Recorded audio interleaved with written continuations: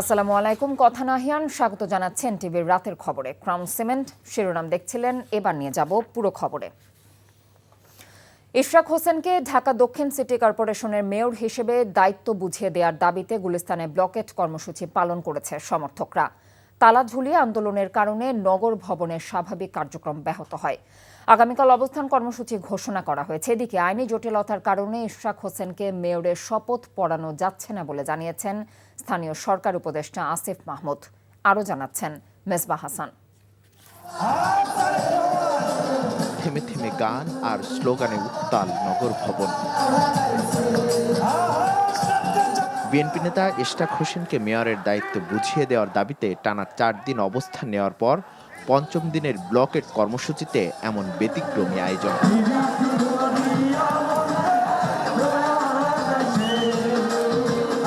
আমরা রাজপথে থাকবো, রাজপথে আন্দোলন করে আমরা এই দাবি আদায় করব। হাইকোর্টের রায়কে বর্তমান সরকার তোয়াক্কা করছে না, মানছে না। টানা এমন কর্মসূচিতে স্থবির হয়ে পড়েছে নগর ভবনের স্বাভাবিক কার্যক্রম।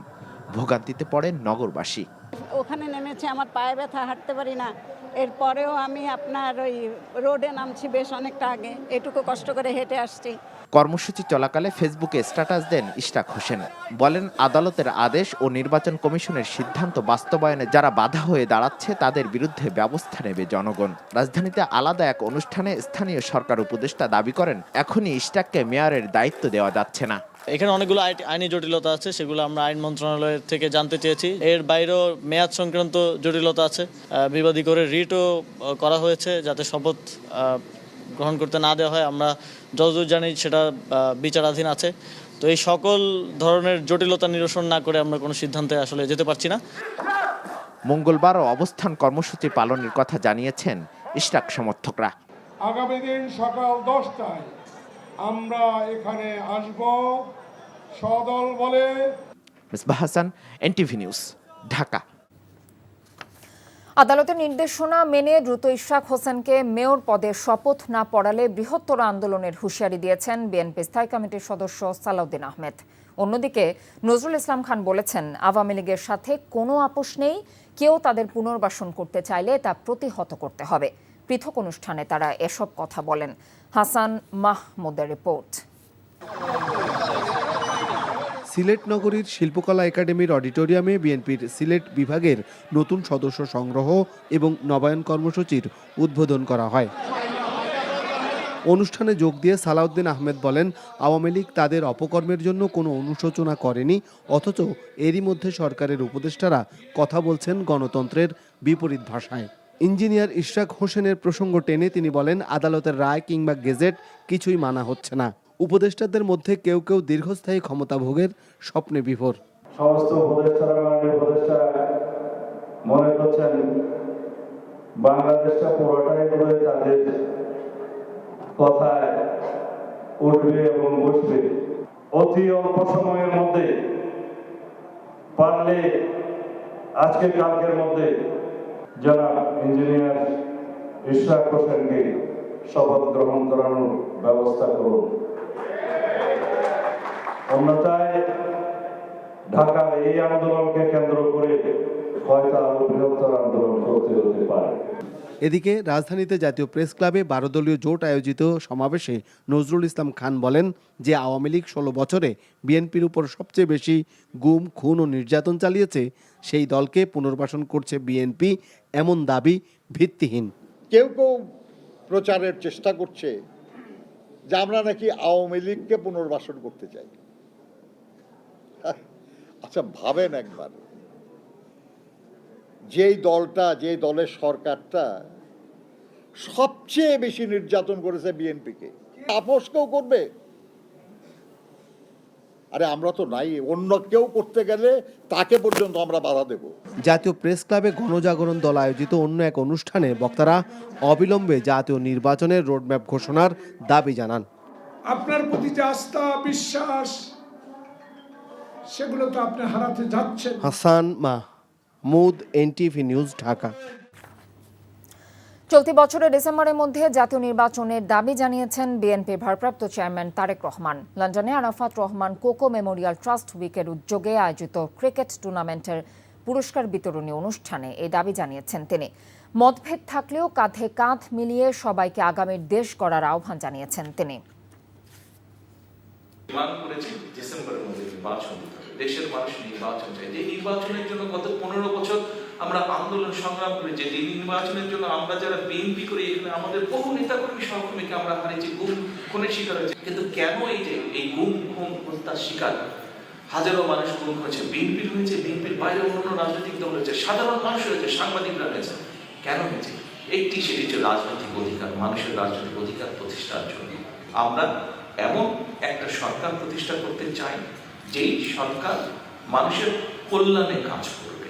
ধরেন আমরা যে ডিসেম্বরের মধ্যে নির্বাচন দাবি করছি, ডিসেম্বরে যদি নির্বাচন ইনশাল্লাহ হয়, এই সরকার এই ইন্টারিম গভর্নমেন্ট নির্বাচন দিলে পরে, অথবা যেই টাইমেই তারা বলছেন, যদিও আমরা চাইছি ডিসেম্বরের মধ্যে নির্বাচন হয়ে গেলে।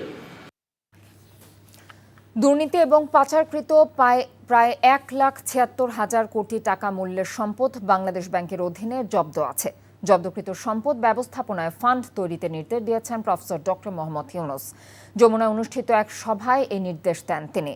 পরে ব্রিফিংয়ে Bangladesh bank governor Ahsan H Mansur জানিয়েছেন, আইনি মীমাংসা শেষে ক্ষতিগ্রস্ত ব্যক্তি এবং প্রতিষ্ঠানকে দেয়া হবে ওই অর্থ। রিপোর্টে জানাচ্ছেন শফি মাহমুদ সাগর। বিগত সরকারের সময় দেশ থেকে লুট হওয়া এবং বিদেশে পাচারকৃত অর্থ পুনরুদ্ধারের অগ্রগতি নিয়ে প্রধান উপদেষ্টা ডক্টর মোহাম্মদ ইউনূসের সভাপতিত্বে তার বাসভবন যমুনায় এক সভা অনুষ্ঠিত হয়। সভা শেষে রাজধানীর ফরেন সার্ভিস একাডেমিতে সংবাদ সম্মেলনে প্রধান উপদেষ্টার প্রেস সচিব জানান, ইতিমধ্যে দেশে বিদেশে বিপুল অঙ্কের স্থাবর অস্থাবর সম্পদ জব্দ করেছে সরকার। 1,30,758.7 কোটি টাকা, আর হচ্ছে মিলিয়ন ডলারে আছে, যেটা বৈদেশিক অ্যাটাচমেন্ট হয়েছে 164.03 মিলিয়ন ডলার। বাংলাদেশ ব্যাংকের গভর্নর জানান, ক্ষতিগ্রস্তদের ক্ষতিপূরণ দিতে লুটপাট হওয়া সম্পদ এবং অর্থ ব্যবস্থাপনায় একটি তহবিল গঠনের নির্দেশ দিয়েছেন প্রধান উপদেষ্টা। যারা পালিয়ে গেছেন তাদের শেয়ার সেগুলোকে জব্দ করা আছে, ফান্ড গঠন করে এই ফান্ডগুলোকে বা এই শেয়ারের যে লব্ধ অর্থ সেগুলোকে সেখানে ট্রান্সফার করে আমরা কিভাবে সেটাকে ম্যানেজ করব সে বিষয়ে আলোচনা হয়েছে।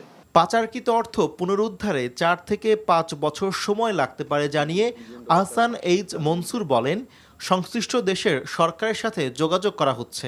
টাকা উদ্ধার করা আর শান্তিতে থাকা দুই জিনিস।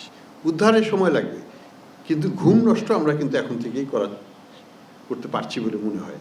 মোবাইল ব্যাংকিং প্রতিষ্ঠান নগদের ব্যবস্থাপনায় জড়িত ব্যক্তিরা 1,000 কোটি টাকা আত্মসাৎ করেছে জানিয়ে বাংলাদেশ ব্যাংক গভর্নর বলেন, যথাযথ নিয়মে তাদের বিচার হবে। শফি মাহমুদ সাগর, এনটিভি নিউজ, ঢাকা। 20 মার্চ থেকে শুরু হওয়া জাতীয় ঐক্যমত্য কমিশনের বিভিন্ন রাজনৈতিক দলের সাথে 2 মাস ব্যাপী প্রথম ধাপের আলোচনা আজ শেষ হচ্ছে। জাতীয় সংসদের এলটি হলে সিপিবির সাথে বৈঠকে বসে জাতীয় ঐক্যমত্য কমিশনের সহসভাপতি অধ্যাপক আলী রিয়াজ এমনটি জানিয়েছেন। বলেন, এখন পর্যন্ত 33টি রাজনৈতিক দলের সাথে আলোচনা হয়েছে। পরবর্তী ধাপের আলোচনা শীঘ্রই অনুষ্ঠিত হবে। দ্বিতীয় ধাপে যেসব বিষয়ে দ্বিমত আছে সেসব বিষয়ে বিষয়ভিত্তিক আলোচনা শুরু হবে বলেও জানিয়েছেন তিনি। দ্বিতীয় ধাপের আলোচনায় রাজনৈতিক দলগুলো জাতীয় ঐক্যমত্য কমিশনের সাথে অনেক বিষয়ে একমত হতে পারবে বলেও প্রত্যাশা ব্যক্ত করেন তিনি। আর সিপিবি সাধারণ সম্পাদক রুহিন হোসেন প্রিন্স বলেন, বিগত 15 বছরে নির্বাচন ব্যবস্থা ধ্বংস হয়ে গেছে। নির্বাচন ব্যবস্থার আমূল সংস্কার করে নির্বাচনের দিকে যেতে হবে। ইতিমধ্যে রাজনৈতিক দলগুলোর পক্ষ থেকে যে সমস্ত মতামত দেওয়া হয়েছে তার ভিত্তিতে দ্বিতীয় পর্যায়ের আলোচনার মধ্য দিয়ে আমাদের দৃঢ় আশা যে আমরা একটা জাতীয় সনদের খসড়া তৈরি করতে পারব এবং সেইভাবে অগ্রসর হওয়া সম্ভব হবে। পুরো নির্বাচন ব্যবস্থা বিগত দিনে ধ্বংস হয়ে গেছে। সুষ্ঠু, গ্রহণযোগ্য, অবাধ নির্বাচনের জন্যে ইমিডিয়েট সংস্কারের যে কাজ করা দরকার, যেটা আপনারা ওই বইতে হয়তো বলেছেন এখানে নাই, সেই রকম কতগুলো প্রশ্ন সামনে নিয়ে যদি আসা যায় তাহলে আমার মনে হয় দেখবেন অনেক কনফিউশন দূর হয়ে যাবে। ঢাকায় সিনেমার আলোচিত চিত্রনায়িকা নুসরাত ফারিয়াকে কারাগারে পাঠানোর আদেশ দিয়েছেন আদালত। ঢাকার সিএমএম কোর্টের ম্যাজিস্ট্রেট সারা ফারজানা হক এই আদেশ দেন। তার জামিন শুনানির জন্য আগামী 22 মে দিন ধার্য করা হয়েছে। নাহিদ প্রিন্সের রিপোর্ট। মাথায় পুলিশের হেলমেট ও বুলেট প্রুফ জ্যাকেট পরিয়ে অভিনেত্রী নুসরাত ফারিয়াকে তোলা হয় সিএমএম আদালতে। পরে ভাটারা থানার শিক্ষার্থী এনামুল হক হত্যা চেষ্টা মামলায় গ্রেপ্তার দেখিয়ে তাকে কারাগারে পাঠানোর আদেশ দেন আদালত। রাষ্ট্রপক্ষের আইনজীবী বলেন, আন্দোলন দমনে অর্থের যোগানদাতা হিসেবে ভূমিকা রেখেছেন নুসরাত ফারিয়া। হাসিনাকে যারা সহযোগিতা করেছে, ফসলবিরোধী আন্দোলনের বিরুদ্ধে যারা কাজ করেছে তাদের মধ্যে তাকে সম্পৃক্ত পাওয়া যায়। আজকে তার জামিন আংশিক শুনানি হয়। প্রতিবেদন দেওয়ার জন্য আগামী 22 তারিখ 5 নির্ধারণ করা হয় এবং আজকে তাকে সিডব্লিউ মূলে জেল হাজতে প্রেরণ করা হয়। আর আসামি পক্ষের আইনজীবীদের দাবি, ছাত্র আন্দোলনের সময় নুসরাত ফারিয়া দেশেই ছিলেন না, তাই তিনি অপরাধী নন। আমার মক্কেল উনি দেশেই ছিলেন না এবং তার ফেসবুকে আপনি যদি দেখবেন সপক্ষে বেশ কিছু পোস্ট আছে এই বিপ্লবের সপক্ষে।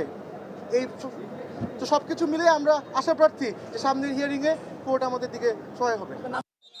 পুলিশ প্রতিবেদন দেয়া সাপেক্ষে আগামী 22 মে জামিন শুনানির দিন নির্ধারণ করা হয়। Nahid Prince, NTV news, Dhaka. অভিনেত্রী নুসরাত ফারিয়ার বিরুদ্ধে মামলা থাকায় গ্রেফতার করা হয়েছে এবং তদন্ত চলছে বলে জানিয়েছেন স্বরাষ্ট্র উপদেষ্টা অবসরপ্রাপ্ত লেফটেন্যান্ট জেনারেল জাহাঙ্গীর আলম চৌধুরী। তবে নিরপরাধ কেউ যেন ভোগান্তির শিকার না হয় সে ব্যবস্থা নেওয়া হচ্ছে বলেও জানিয়েছেন তিনি। সকালে সচিবালয়ে ঈদুল আজহা উপলক্ষে আইন শৃঙ্খলা সংক্রান্ত সভা শেষে এসব কথা বলেন উপদেষ্টা। বৈঠকে মে মাসের মধ্যেই তৈরি পোশাক কর্মীদের বোনাস এবং 3 জুনের মধ্যে বেতন পরিশোধের সিদ্ধান্ত হয়। রিপোর্ট করছেন রোকনউদ্দিন। রোববার অভিনেত্রী নুসরাত ফারিয়াকে বিমানবন্দর থেকে আটক করা হয়। একটি হত্যা মামলায় তাকে গ্রেপ্তার দেখিয়ে সোমবার আদালতে তোলা হলে কারাগারে প্রেরণের নির্দেশ দেওয়া হয়।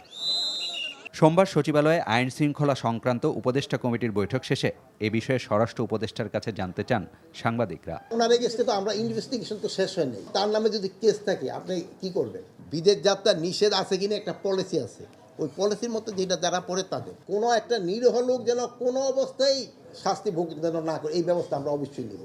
ঈদের আগেই তৈরি পোশাক কারখানার কর্মীদের বেতন বোনাস পরিশোধের সিদ্ধান্ত হয় বৈঠকে। এরা মে মাসের ভিতরে বোনাসটা দিয়ে দিবে আর বেতনটা 1 থেকে 3 তারিখের ভিতরে তারা বেতনটা পরিশোধ করবে। গার্মেন্টস শ্রমিকদের যৌক্তিক যে দাবিগুলি আছে এইটা মালিকেরা অবশ্যই তাদের পূরণ করতে হবে, যৌক্তিক দাবি। বাট কোনো অযৌক্তিক দাবি নিয়ে যদি শ্রমিকরা রাস্তা বা কোথাও ঘেরাও করতে, ওই ক্ষেত্রে কিন্তু আইন শৃঙ্খলা বাহিনী তাদের নিয়ম মাফিক ব্যবস্থা নেবে। এবার সড়কে কোনো পশুর হাট বসবে না এবং পশুবাহী ট্রাকের সামনে কোন হাটে যেতে চান তা লিখে রাখার অনুরোধ জানান স্বরাষ্ট্র উপদেষ্টা। বলেন, আগেই টেন্ডার হওয়ায় এবছর সম্ভব না হলেও আগামী বছর থেকে 5% বদলে 4% হাসিল নেবার অনুরোধ করা হয়েছে। আইন শৃঙ্খলা বাহিনী যারা এটা করবে, আইন ভঙ্গ করবে, তাদের এগেইনস্টে অ্যাকশন নেবে। ঈদের আগে 5 দিন ও পরে 3 দিন নৌপথে বাল্ক হেড চলাচল বন্ধ রাখার সিদ্ধান্ত হয়েছে বলেও জানান স্বরাষ্ট্র উপদেষ্টা। Rokonuddin, NTV news, Dhaka. BNP স্থায়ী কমিটির সদস্য আমির খসরু মাহমুদ চৌধুরী বলেছেন, বিগত ফ্যাসিস্ট সরকারের পুরনো ইকোনমিক মডেলেই বাজেট তৈরি করা হচ্ছে। অর্থনৈতিক সংস্কারের ক্ষেত্রে সরকারের সমন্বয়, স্বচ্ছতা ও সহযোগিতার অভাব রয়েছে বলে মনে করেন সিপিডির সম্মাননীয় ফেলো ডক্টর দেবপ্রিয় ভট্টাচার্য। রাজধানীর একটি হোটেলে এসডিজি বাস্তবায়নে নাগরিক প্ল্যাটফর্ম আয়োজিত বাংলাদেশ অর্থনীতির শীর্ষক আলোচনা সভায় এসব কথা বলেন তারা। আরাফাত ইসলামের রিপোর্ট। আগামী বাজেট ও অর্থনীতির নীতি সংস্কার নিয়ে বহুপাক্ষিক অংশীজনের বৈঠকে উঠে আসে সামষ্টিক অর্থনীতির গতিশীলতা, বিশেষ করে জিডিপি প্রবৃদ্ধি ও বিনিয়োগ বাড়ানো সহ বেশ কয়েকটি খাতে বরাদ্দ বাড়াতে পরামর্শ দেন বক্তারা।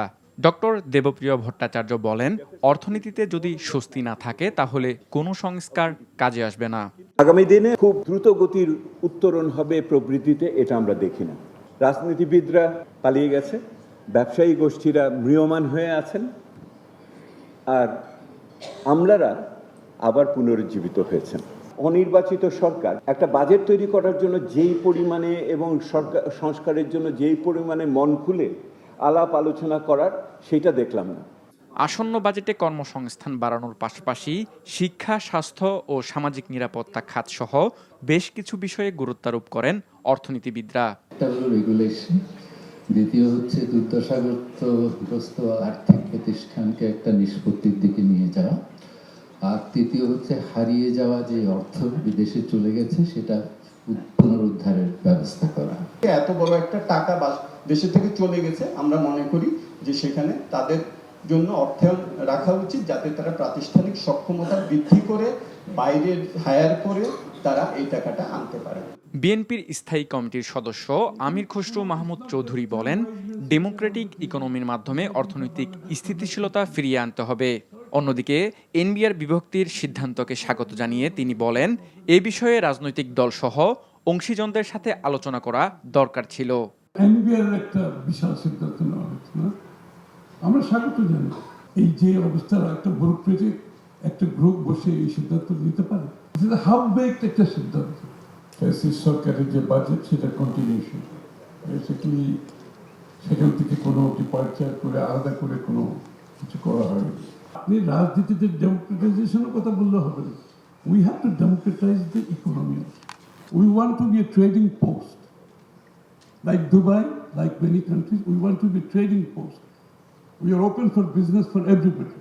অর্থনীতি পরিচালনার ক্ষেত্রে সরকারের মধ্যবর্তী কোনো পরিকল্পনা না থাকা এবং শ্বেতপত্র প্রণয়ন কমিটি সহ বিভিন্ন সংস্কার কমিশনের সুপারিশমালা যথাযথভাবে বাস্তবায়ন করা হচ্ছে না বলেও মত দেন বক্তারা। আরাফাত ইসলাম, এনটিভি নিউজ, ঢাকা। স্থলবন্দর দিয়ে ভারতের পণ্য আমদানি নিষেধাজ্ঞা বাংলাদেশের সঙ্গে দেশটির বাণিজ্য যুদ্ধের অংশ হিসেবে দেখছেন অর্থনীতি বিশ্লেষকরা। বলছেন, এমন সিদ্ধান্ত শুধু অর্থনৈতিক নয়, সম্পর্কের টানাপোড়েনের প্রতিফলন। এই সংকটের সমাধান রাজনৈতিকভাবেই করতে হবে বলে মনে করেন তারা। ব্যবসায়ীরা বলছেন, হঠকারী সিদ্ধান্তে উভয় রাষ্ট্রের বাণিজ্যের বিকাশ বাধাগ্রস্ত হবে। তবে আগামীতে দেশের ব্যবসায়ীদের নির্ভরশীলতা কমবে। মেজবা হাসানের আরও একটি রিপোর্ট।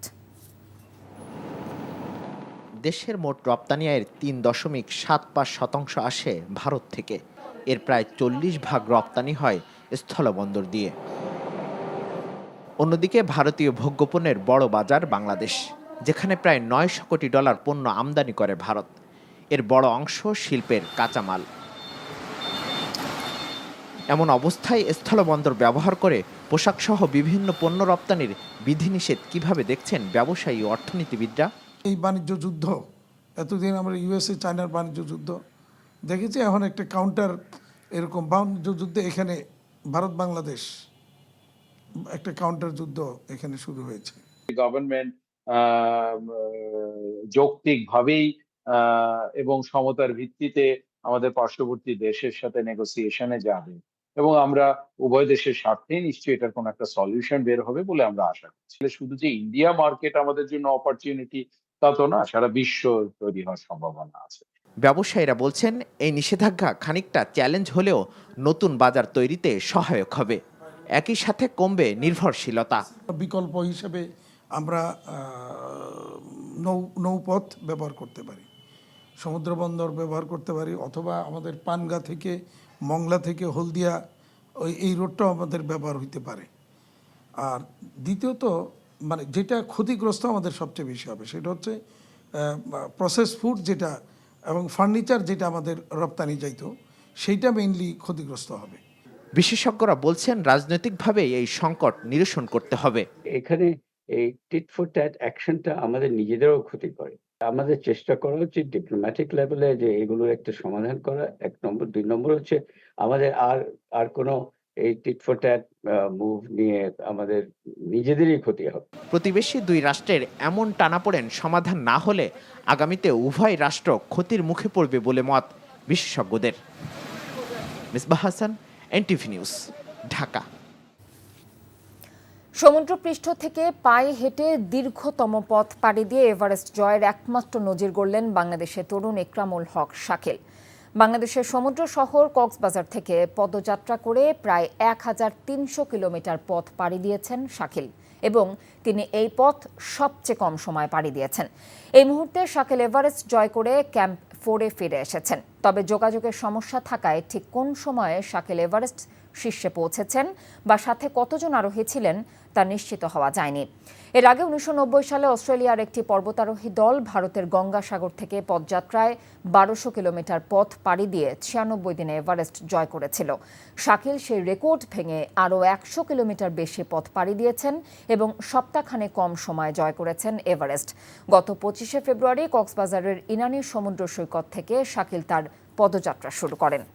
নাম সর্বস্ব ভুয়া প্রতিষ্ঠানের নামে প্রায় 1102 কোটি টাকা আত্মসাতের ঘটনায় এসালম গ্রুপের চেয়ারম্যান মোহাম্মদ সাইফুল আলম ও ফার্স্ট সিকিউরিটি ইসলামী ব্যাংকের ঊর্ধ্বতন কর্মকর্তা সহ 62 জনকে আসামি করে পৃথক মামলা দায়ের করেছে দুদক। ভুয়া প্রতিষ্ঠানের নামে 553 কোটি টাকা আত্মসাতের ঘটনায় সাইফুল আলম সহ 31 জনের বিরুদ্ধে প্রথম মামলা হয়। এজাহার সূত্রে জানা যায়, আসামিরা পরস্পর যোগ সাজশে ফার্স্ট সিকিউরিটি ইসলামী ব্যাংকের নাম সর্বস্ব প্রতিষ্ঠান মেসার্স হুদা এন্টারপ্রাইজের নামে ভুয়া বিনিয়োগ প্রস্তাব তৈরি করে জাল কাগজ উপস্থাপন করে প্রাথমিকভাবে 105 কোটি টাকার ঋণ অনুমোদন করে। পরে ধাপে ধাপে আরও 553 কোটি টাকা আত্মসাৎ করেন। বৈধ সিআইবি রিপোর্ট, ট্রেড লাইসেন্স, বিমা নথি ছাড়াই ঋণ প্রদান করা হয়।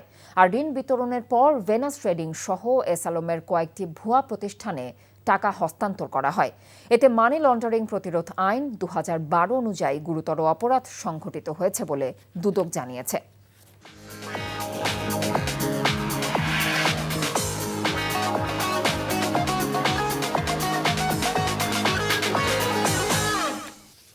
এবারে মার্কেন্টাইল ব্যাংক অর্থনীতির খবর। জাতীয় রাজস্ব বোর্ডকে ভেঙে 2 বিভাগে বিভক্ত করার প্রতিবাদে চলমান কলম বিরতি স্থগিত করেছে এনবিআর সংস্কার ঐক্য পরিষদ। অর্থ উপদেষ্টা সহ কয়েকজন উপদেষ্টার সাথে বৈঠকের আশ্বাসে এই সিদ্ধান্ত নেওয়া হয়। বিকেলে এনবিআর ভবনে সংবাদ সম্মেলনে জানানো হয়, রাজস্ব সংস্কারের বিষয়ে অংশীজনদের মতামত না নিয়ে অধ্যাদেশ জারি করায় কাস্টমস, ভ্যাট ও আয়কর শাখার কর্মকর্তা কর্মচারীরা কলম বিরতি পালন করে আসছেন। তারা দাবি করেন, এনবিআর বিলুপ্ত নয়, বরং একে স্বতন্ত্র রেখে সংস্কার করতে হবে। আর ব্যবসায়ী সংগঠন, সুশীল সমাজ, রাজনৈতিক নেতৃত্ব সহ সংশ্লিষ্ট সকল অংশীজনের মতামত নিয়ে উপযুক্ত টেকসই রাজস্ব প্রশাসন সংস্কার নিশ্চিত সহ মোট 3টি দাবি নিয়ে আলোচনায় বসবেন এনবিআর সংস্কার ঐক্য পরিষদের 10-12 জনের একটি প্রতিনিধি দল। পাকিস্তান সফরের ব্যাপারে বিসিবিকে ইতিবাচক বার্তা দেওয়া হয়েছে সরকারের পক্ষ থেকে। তবে সীমান্তবর্তী স্টেডিয়ামকে ভেন্যু নির্ধারিত না করার পরামর্শ দিয়েছেন যুব ক্রীড়া উপদেষ্টা। পাকিস্তান সফরের ব্যাপারে বিসিবি এনএসসি থেকে জানতে চেয়েছিল যে সরকারের এটা কি, তারপর এনএসসি থেকে যোগাযোগ করা হয়েছে পাকিস্তান এম্বাসির সাথে এবং সেখান থেকে আমাদেরকে ইতিবাচক রিভিউ দেওয়া হয়েছে যে এখন আমরা যেতে পারি। তবে আমরা বিসিবিকে একটা নির্দেশনা বা দিয়েছি যাতে সীমান্তবর্তী স্টেডিয়াম যাতে অ্যাভয়েড করা যায়। সেক্ষেত্রে বিসিবি এখন পাকিস্তান ক্রিকেট বোর্ডের সাথে কথা বলে যতটা নিরাপদভাবে এই সফর শেষ করা যায় এটা আমরা। এ ছিল এনটিভি রাতের খবরে। এই খবরের ভিডিও সহ আপডেট জানতে ভিজিট করুন এনটিভি অনলাইন www.ntvbd.com। এছাড়াও এনটিভি জনপ্রিয় সব অনুষ্ঠান এবং খবরের আপডেট জানতে ভিজিট করুন আমাদের ইউটিউব এবং ভেরিফাইড ফেসবুক পেজ। রাত 1টায় মধ্যরাতের খবর দেখার আমন্ত্রণ রইল। এতক্ষণ সাথে থাকার জন্য ধন্যবাদ সবাইকে।